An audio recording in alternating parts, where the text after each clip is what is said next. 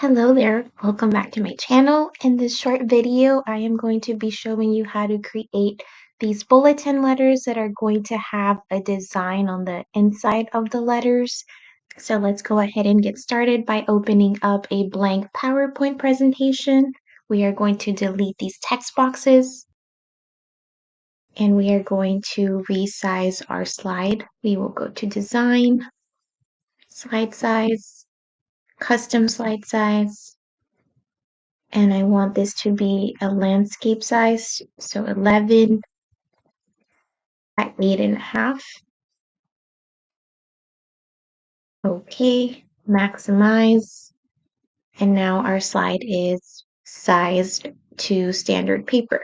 We're going to go back to the Home tab and we're going to insert a text box.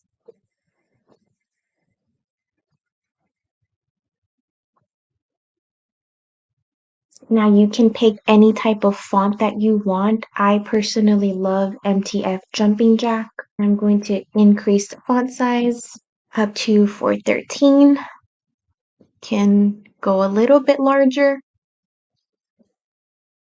I really like this font because it's very chunky and easy to cut, and I think it shows up very well on bulletin boards in particular. So now I'm going to highlight my letter, go to Shape Format, and pick this option here.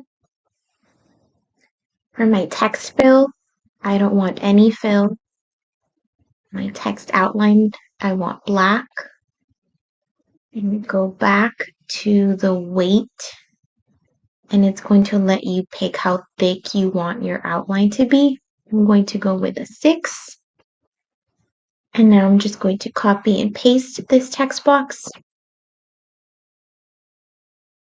Depending on what you're trying to accomplish, whether you want to sell these letters on Teachers Pay Teachers, for example, you can do a whole alphabet set of uppercase letters, a set of lowercase letters with whatever designs that you want, or if they are for personal purposes, like creating a themed bulletin board with themed letters, then you can just go ahead and type in your actual bulletin title. We can duplicate the slide. All right, so now we're getting ready to add the design on the inside of the letter. You're going to highlight it and right click, go down to Format Shape, and make sure that you're clicking on the text option. Go down to Text Fill, and we are going to be using a picture or texture fill. That's going to be the automatic one. I went to Teachers Pay Teachers and I typed in black and white digital papers, and I made sure to click on the free option. And I picked out this free black tie affair digital papers. So there's a ton of choices for digital papers. It just really depends on what you're looking for. So I'm just going to recommend a couple of quick ones. This seller, Heidi's clip art, is really great, and I clicked on her digital papers. And as you can see, she has so many cute ones, and they just vary by theme. So you can definitely search on Teachers Pay Teachers for whatever specific theme or design that you're looking for. Ashley Hughes is another good seller, and I have one of her digital papers that I'll be using for this example. So we're going to go to Insert from a file. So like I said, I purchased these digital papers a while ago from Ashley Hughes, so I'm just going to use them for this example. There's my first one.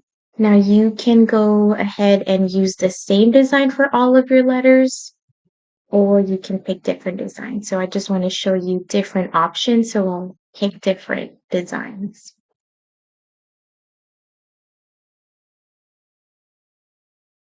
Now for letters E and F, I'll go ahead and use those free black and white designs.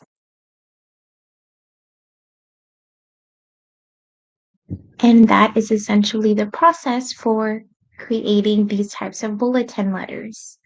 Once you are done with your letters, I would recommend saving your file as a PDF. And just another quick tip would be whenever you print your letters, I would cut them out first. And for letters that have little inserts, such as letter A, B, letter D, I would cut out those little middle parts first and then I would laminate them. It makes it much easier versus having to laminate and then cut. That's going to make it harder. And the other good thing about cutting your letters out first is that you can fit more of them in your laminating sheets as well. So that is it for this tutorial. I hope that it was helpful. Again, you can use different types of fonts. And if you don't know how to download your own fonts, I do have a little portion in one of my videos that I'll link down below where I show you how to download your own free fonts. Otherwise, again, I hope this was helpful and please make sure to give it a thumbs up if it was and leave me a comment if you have any questions. Thank you so much for watching and I'll see you in the next one. Bye!